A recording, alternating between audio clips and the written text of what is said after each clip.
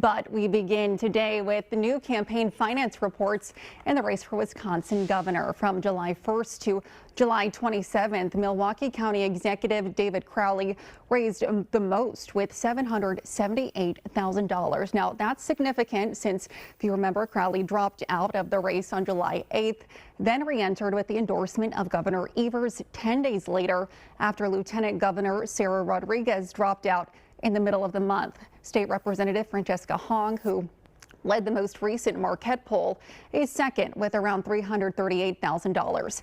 State Senator Kelda Roys and former Secretary of Administration Joel Brennan both raised over $100,000. However, both raises less than Rodriguez and former Lieutenant Governor Mandela Barnes, who dropped out last week.